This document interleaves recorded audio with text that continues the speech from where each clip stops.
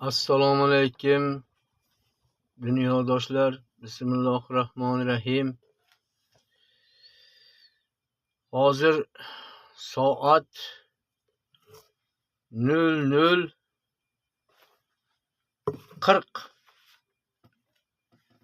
birga qarab ketyapti.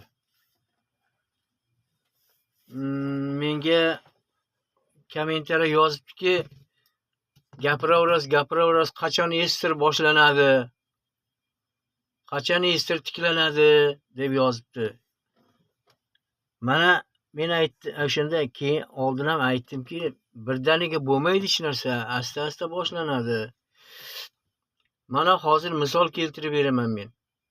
Pribaltikaga Latviya, Litva, Estoniyaga ultimatum qo'ydi Rossiya. Bu yerdan hamma girdi bolalaringni olib chiqib ketdi. Bo'lmasa biz o'zimiz tirillatib tashlaymiz. O'zimiz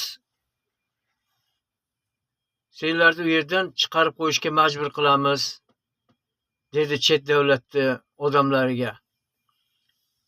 Ultimatum qo'ydi. Endi железный занавес, temir parda yopiladi. Temir parda yopiladi degani o'sha chegarani endi yopadi. Hech kim u yerdan kirib chiqish bo'lmaydi. Pribaltikadan boshlanadi yopish. Ilgari o'shoqda edi chegara, shunday edi. Ana undan keyin chegaralarda furalar zator bo'ladi. Osongina yaqin yo'l bilan o'tib keladigan joylar bo'lar edi. Ana ularni yopadi. Ana shu yopilgan paytda bu yoqdagi haligi qarama-qarshilik qilib turganlar, Rossiyani yomonlayotganlar hammasi qo'lga tushadi. Bu yoqda qolganlar. U yoqdagilar kira olmaydi. Mana bunday bo'lib, chegarani yopib, ana undan keyin Ozarbayjon, Gruziya, Kavkazlar tomonlar yopiladi. Hammasi nimadan haligi Istanbul, o'sha ko'rpas bo'g'oz bor o'sha yerda. Nimadan? Mana bu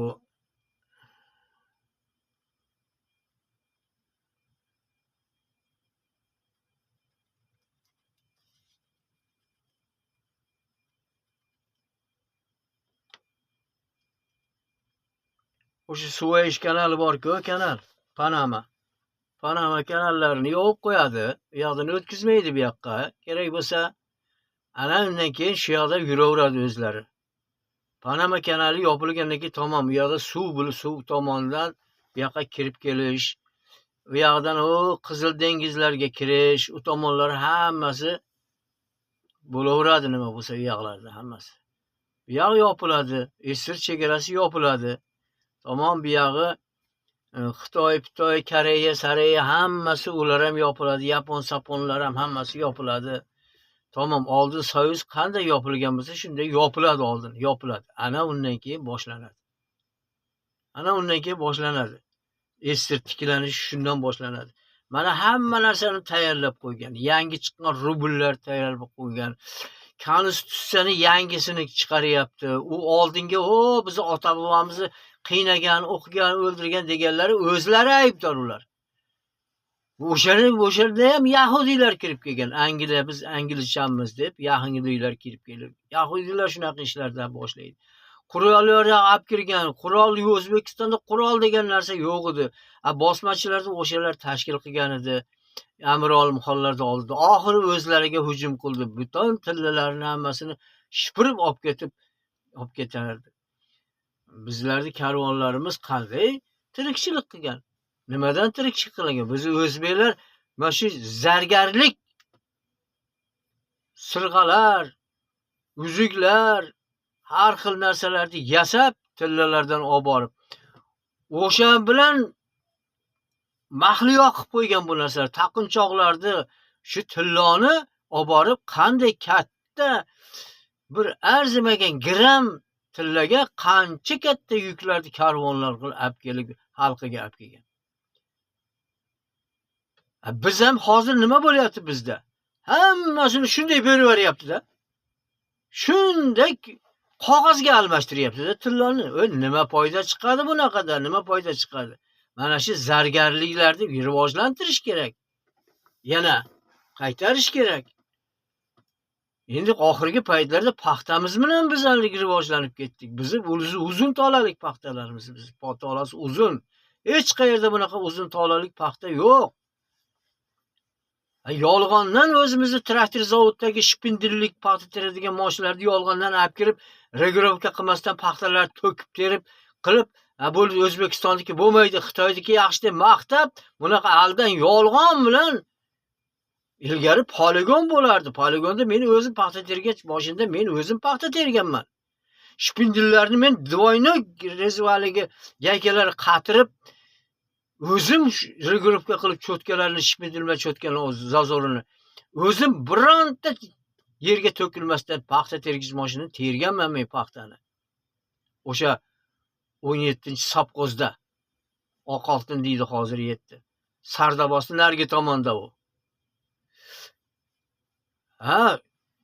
Buni shunday qilib hech kim bilmaydi deb ahmoq qilib endi Xitoyni maqtab, Xitoyga maqtab Amerikani yahudiylarni qilayotgan ishida. U yahudiylarniki. Endi hozir yahudiylarni otada yurganlar bo'linib qolyapti menga kommentariy yozib. O'zi ko'rsatib turibdi. O'sha kommentariyadan topib olib terrorizmga kurashadigan odamlar shularni topib olib borish kerak-da. Men misol bo'lyapman-ku shularga, mana Amerikaga men qarshi kurashib, mana yerda kim sotqin, kim o'zi vatanni himoyachisi aniqlab beryapman, bular jim o'tiribdi. Sekin tortib ola olmaysizlarmi shularni? Siz tagiga yozib qo'ying. O'sha kommentariy yozgani kim yozibdi? AQSh deb qo'ying, Germaniya deb qo'ying, Norvegiya deb qo'ying, Daniya deb yozib qo'ying, o'shalardan gapiryapti deb yozib qo'ying.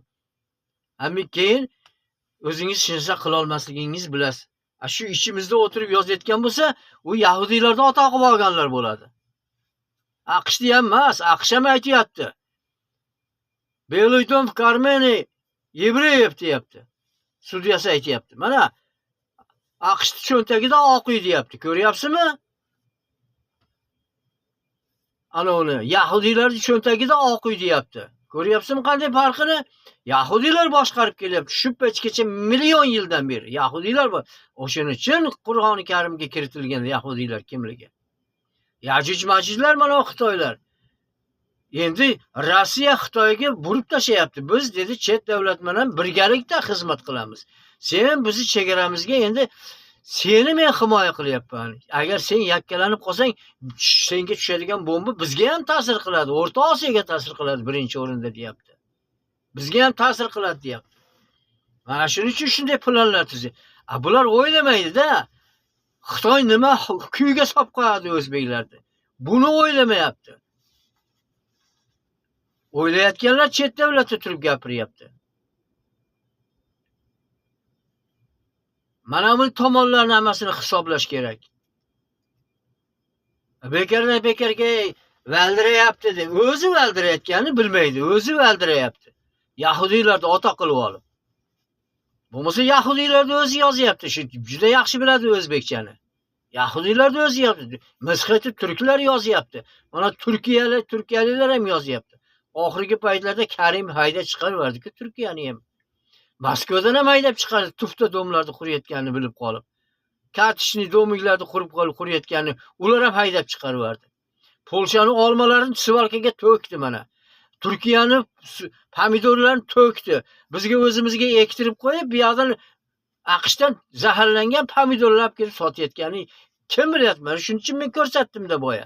Ikki xil bor deb.